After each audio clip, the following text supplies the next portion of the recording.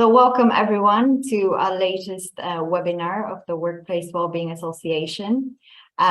We are very happy to have Matthew Critchlow here joining us. And the topic of this webinar will be review of workplace wellbeing apps and their effectiveness. So Matthew has been very, very experienced consultant in this area. He's got over 18 years of experience in running programs to enhance individual, team and organizational performance. In recent years, Matthew has designed and run employee wellbeing programs for organizations including the Home Office, the Crown Prosecution Service, Nationwide Building Society, Microsoft UK and Lend-Lease. And between 2014 and 2016, he co-designed a groundbreaking psychometric test for resilience, the Resilience Quotient Inventory, which is a trademark in collaboration with Dr. Julian Edwards, who is from the Open University, and a team of experts at the Westminster Center of Resilience. So this inventory, this product that they've designed is used along performance coaching in some of the most successful organizations in the world, including Johnson & Johnson, AstraZeneca, Microsoft, McDonald's, and many more. So it's a great honor to welcome Matthew. He actually holds BSc honors in zoology and a PhD in developmental biology, and he's completed a postdoctorate research fellowship in the University of London. Sort of so also postgraduate. It's the same. I know. Well, I know. I think it sounds a bit more, much more fantastic when it's doctorate. Anyway, so you're very well qualified. You've got an amazing experience in the area. So I'd like to hand over to you and just walk us through your experience, please. Brilliant. Thank you very much, Vera, and thank you very much for Andrew and the rest of the Workplace Wellbeing Association team for inviting me along. It's a great honor to be hosting this webinar. I'm going to start, and thank you very much for that quite a detailed introduction and your kind words. Thank you. So I'm going to do a whistle-stop tour through the world of workplace wellbeing apps. You can see Kirros there, Kirros Consulting. That's my company. You'll see the logo pop up on various slides, but I'll just give you a quick overview of what I'm going to talk about. I've sort of invented this word WAPS, Workplace Wellbeing Apps. So where you see the word WAPS, that's what I'm referring to. And three key elements really. I'm going to show you my attempt at categorizing or classifying the different workplace wellbeing apps, which is no trivial task because there are lots of them and they have an amazing array of functionality. But I'm going to show you my attempt at a taxonomy because I'm a scientist and that's what scientists do. And then I'll talk about some of the functionality. And then lastly, the supporting evidence and what the future, what sort of future assessments and design considerations I would kind of recommend from what I know at the moment. So you're going to see some sort of a mind map. And I'm going to start with the apps that seem, in my view, the widest array. I've called them multi-intervention. These are the apps that position themselves, that started out in their lives as a kind of a main hub for an employee corporate wellbeing program. Some of these are very much dominant in the US, like Limeade and Groker. Ondo is a British from Mercer. That's made in the UK. And then Wellbe's, LifeWorks and WellSpace. And a lot of these have had, in some cases, really quite considerable investment. I mean, from what I've picked up, between $2 up to $9–10 million of investment. So this is a serious, in the sense, I would see this as a kind of disruption to the workplace wellbeing world, because these apps serve as a hub to plug in all sorts of allied resources within organizations. They plug into occupation health, for example.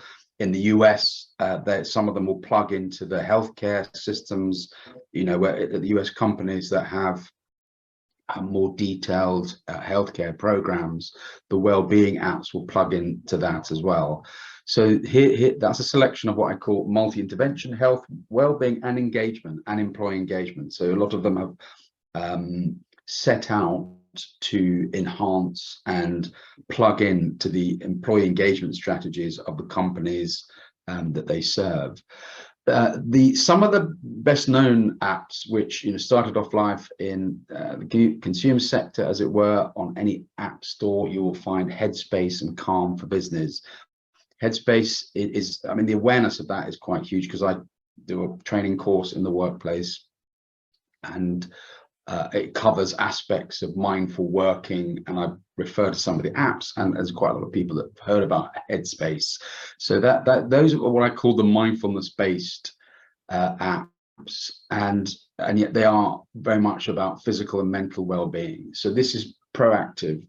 It's positioning the product as providing resources to enable people to remain well, to enhance well-being.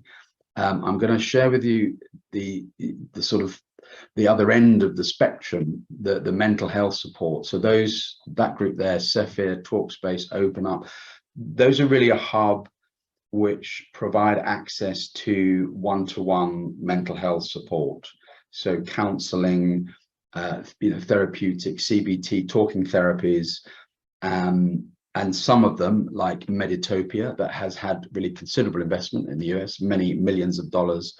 So that app provides access to the whole variety of one-to-one experts. But the focus with those is really what I might call remedial therapies. So it's people who are experiencing symptoms who want support and treatment.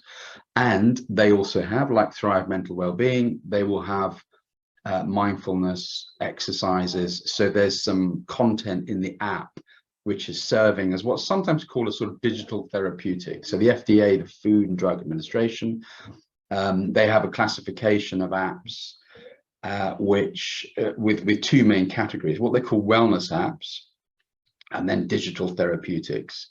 And those are the ones where the app content is providing an intervention designed to support health and well-being, and in this case, aspects of mental ill health. But there hopefully it illustrates the overlap. There are some other apps which maybe you could describe as platforms, and the Wellness Card and Healthy Minds Club, those again are providing a hub and a sort of, dare I say, a shop window into one-to-one sessions or experts that are offering one-to-one practices and techniques that cover really quite a whole range of health and wellbeing topics, and that includes sort of life coaches, health coaches, physiotherapists, etc. And those often are they sort of started off in the sort of gift card, rewards, incentives, employee benefits area, and then have shaped a sort of wellbeing offer, and they're designed in a way that those services can be plugged into the overall corporate wellbeing strategy. You also have what I've called, and bear in mind, this is my classification, it's my attempt at grouping them. I've called these Fika mental fitness and Lumosity, you may have heard about, cognitive-based mental fitness. That's what it says on the tin for Fika, but mental fitness and well-being.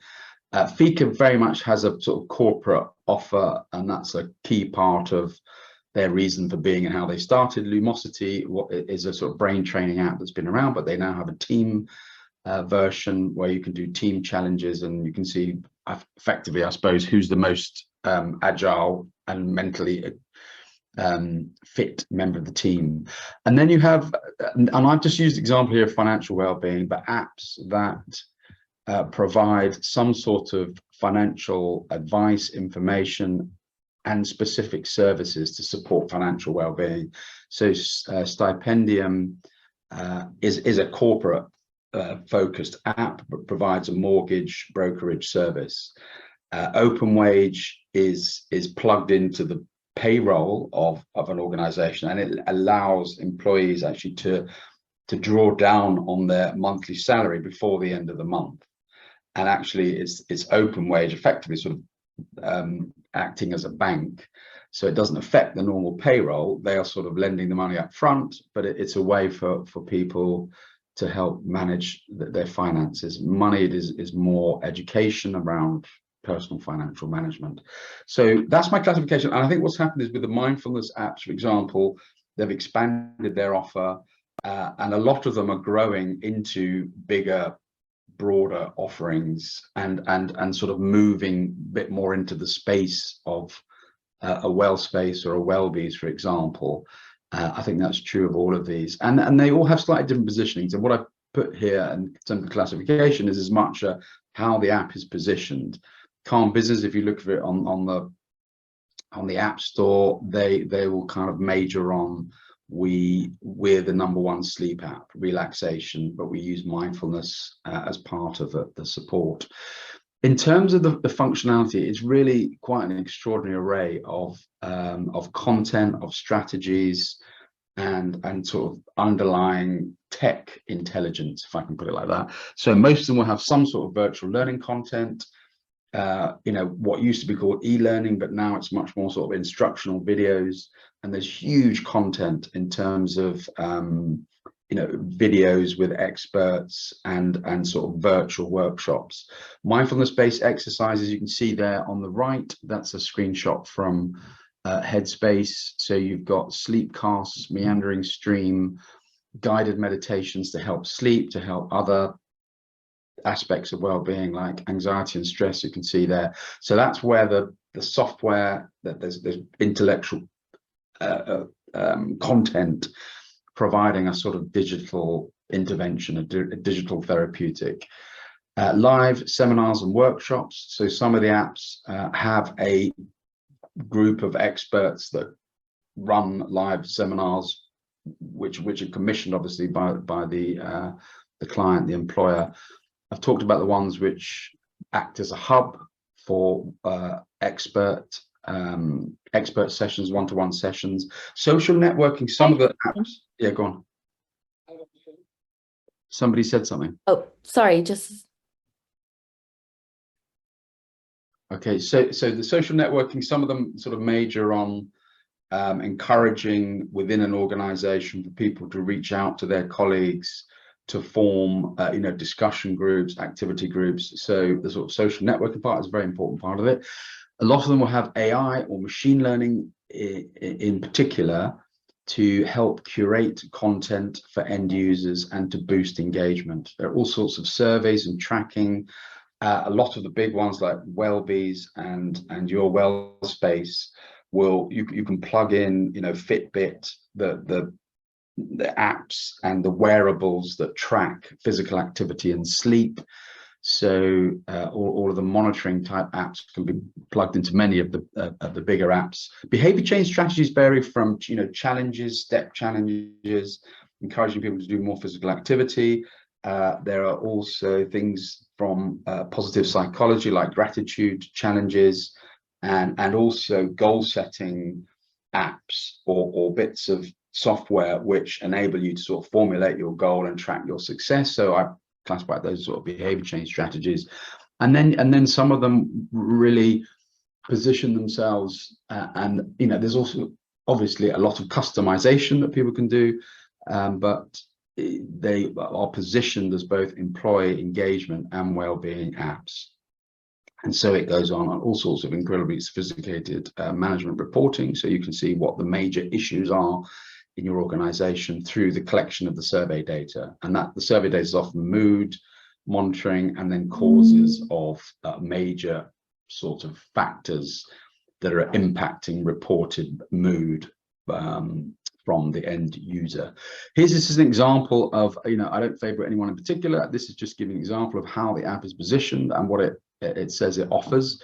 So Groker, for example, 4,000 videos, a huge amount of content, programs covering just about all dimensions, elements of well-being, fitness, nutrition, mental health. I've mentioned the interactive challenges and incentives. The social networking, they really major in terms of their kind of positioning and their offer around the video content and the social networking element. But you've also got access there to experts and trainers. In terms of efficacy, I mean, I'm going to go on now, given the time, to whether these things work. Now, the app with the greatest amount of efficacy data, and it's quite impressive really is Headspace, but that's where it's being used by the end user as a mindfulness intervention. So one of the large studies published quite recently, I think this was in 2022, a controlled trial in the US with, you can see there, well over 2,000 people. And the kinds of outcome measures included in these studies will include mood, using depression scales, so self-assessment depression scales, anxiety, and other outcomes. But you can see, and now this is a slightly unusual way of showing the data, but the important thing here is in this study, after 4 weeks use, proportion of participants with moderate or severe anxiety was reduced by 13 percentage points, a 50% reduction on the control. And what this is showing here is really it's cumulative data on the anxiety scale, but it's showing that there are fewer people at each of the different score ranges. There are fewer people in those bands in the treatment group. And it's a similar thing for depression. So these aren't people with a sort of clinical diagnosis of anxiety and depression. Most of the studies that Headspace have done, for example, are with what they call a non-clinical population. So that's kind of representative of the employees, for example, that might be using it. So if the end user is using and practicing on a regular basis what the app is providing, then there is, in some fairly big studies, evidence of a benefit, a measurable benefit. There's one paper recently, actually that came out this year, has done a sort of systematic review of all the controlled trials with Headspace, of which there are 14, and one with Calm. And again, this is looking at the effect of one particular intervention, obviously, which is the mindfulness. But you can see, I mean, there's 14 trials altogether with different measurements, endpoint measurements. But the four, for example, trials with Headspace that measured depression, 75% showed an improvement. And if you look at the other outcome indicators like mindfulness, well-being, stress, anxiety, then at least 40% of studies looking at those outcome indicators showed a benefit. So if the user engages and uses the content, then there is some evidence of effect. But those control trials have really been done in only a very small number of the apps. And you can see this slightly sort of cool assessment from the FDA. The FDA reviews wellness apps as akin to over-the-counter homeopathic treatments, products with minimal risks and low potency, and they're unregulated. As few as 2% have peer-reviewed research to back up their claims. What they're referring to there are the so-called wellness apps, as they classify them. So there's more work to be done, but I think the future, just very briefly, there's more assessment to be done around evaluation, and that obviously feeds into the ongoing design and evolution. And I would say that the one thing that's perhaps lacking is assessment of impact on indicators like employee engagement and performance measures. And the effects go well beyond well-being, and then if there's an effect on employee engagement, that kind of feeds back into well-being. I think some of those other measures need to be looked at, not least because they're plugging into other aspects of organizational development and strategy, like in employee engagement, etc. So that's what I wanted to share with you, which is very much a whistle-stop tour. And now we have a bit of a Q&A. Yes, great. Thank you very much, Matthew. That was really interesting. And I think you've already touched on what's the evidence that the well-being apps work. So unless you want to add on to something else, we can. Well, the only other thing actually I was going to mention, I mean, there are some case studies. For example, Wellbeing's report on behalf of one of their customers, that staff turnover I think it was over the course, of several months, possibly as much as a year, that staff turnover was reduced by 50%. And that's the thing, I think, with employee engagement is, even just having these things available and companies being able to talk about what they do for their staff can feel, that has a benefit as well, whether they use them or not. It's part of the employee engagement. My employer thinks or cares, I believe my employer cares about me as a person, even if you've not used the app, but you know that these resources are there and the employer's investing in me, that has a benefit, and that should be part of the assessment of the efficacy, I think. Absolutely. Yeah, I totally agree with you on that. And then in terms of products, what is your favorite product? Oh, that's a really hard one. Actually, I was obviously was reflecting on that, and I think, since we're talking about employee well-being, my sort of view is the apps that were designed and set out to provide a really sort of broad-based, inclusive platform for employee engagement with all those plugins. You can, for some of them, you can plug in Microsoft Vivo Connection, so that you're weaving the well-being prompts and resources into the flow of work. That's how it's described. I think something like a WellSpace and a Limeade, they're really quite sophisticated and can be customized, and that's their primary reason for being. And those are the ones that, for the purposes of what we're talking about, employee well-being programs, the ones that I kind of warm to. Yeah. And are you encouraged to expand your own company's app offering? Well, that's very well, I'm not sure. I think the answer is, my strategy is to partner with some of these. So we're already talking to the Healthy Minds Club, for example. So we, one of our core expertise is human to human intervention. Yeah. It can be done over Zoom, but coaching, executive coaching, business coaching, supported with psychometrics and diagnostics, that's a particular intervention that we've developed and we've honed, etc.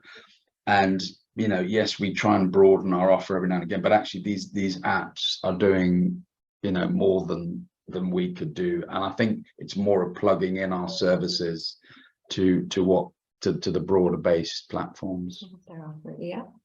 And what do you think is best practice for an app provider? Well, that's a very good. I think best practice is when it comes. There's a few things that pop up when it comes to providing access to, or a hub for, experts and people offering well-being type interventions. That those individuals, whether they be psychologists or coaches, are vetted, and there is a proper sort of screening process. Not all of them do that, as far as I can see, in the most rigorous way, but it's having a view of sort of evidence-based and quality control, I suppose, and monitoring what impact they are having. There are some people that respond negatively to mindfulness, and so it's making sure that you're picking up sufficient data and looking at it in the right way, that you're honing your offer for the best, in the best interest of the end user. So there's something around quality control, ongoing evaluation, and not sort of slipping into the danger of just honing the app to hook people in, so they're always checking it, and the primary measure of success is how long people are viewing it and looking at the content, because that's not necessarily in the best interest of the end user. Okay. And in your opinion, do you think apps offer value for money? I think they probably do, but I haven't looked at it in any formal way. So that's a very sort of that comes with a caveat that there's more probably research to be done. But if you look at the per head costs, and actually, interestingly, the RCTs with Headspace that I showed you, that first one with the funny step chart, actually the conclusion, and that was done by MIT, Massachusetts Institute of Technology, were part of that study, and their conclusion was actually, if you look at the relative cost, you're getting a similarish benefit to one-to-one therapy, which would be a lot more expensive. So if you look at that particular intervention and outcome, then it looks like it is pretty good value for money. Yes, that's my assessment. Well, I think these are all our questions. I don't know if any of the participants might have any questions. If you do, this is the time now. But I'm more interested, while we wait, if somebody else posts a question, I can ask a quick unapproved question. So I'm a bit confused on the engagement part, because you just said that maybe they don't need to be checking it all the time, or they don't need to use it all the time. But in our last face-to-face meeting in the Workplace Wellbeing Association, I think John Brame was there, and they have an app, Wellbeing app, and they said they struggled with engagement. So surely there must be somewhere in that space that we need to keep people engaged. I suppose there's a balance. I mean, I picked up one comment in an article about Calm, the app, Calm for Business, which talked about how they tweak content and the delivery to enhance engagement, to address that exact question. And what they found was just, it was feeding daily content. They call it the daily Calm. I'm not sure what exactly the content is, but they found engagement was higher if they're feeding, I think, you know, fresh content every day. And that, I mean, you know, it's a qualified statement because there's more research to be done. But if you're hooking people in and encouraging a sort of checking, you know, there's ways to engage people. Yeah. If you're promoting a sort of checking type behavior, I'm not sure that's the best. That's the best way of working with or engaging with your end users. But you know, there's also things of, do they see the value in it, and True. Is it inherently of interest, and does it have the sort of impact that you're seeking, and that puts the emphasis on the quality of the content. True. Well, thank you very much, Matthew, for your time. This was really, really interesting, and we really appreciate your time. It's a pleasure. So thank you. Thank you very much. And I just want to remind people that we have I think it's our last webinar for this year, I may be wrong, on the 16th of November. And we're trying to get a really interesting speaker. I know Varsha is working really hard on this. And also we do have towards the end of November, I think the week of the 23rd of November, we're trying to squeeze in a little face-to-face networking meeting for then as well. So if you want to pencil this in your calendar, that'll be great. But yeah, other than that, that is all. Please keep checking us on LinkedIn for any new and upcoming events and webinars. And we look forward to seeing you again soon on the 16th of November. Thank you very much again, Matthew. That was great. Thank you, Vera. Thank you. Thank you, the rest of the team.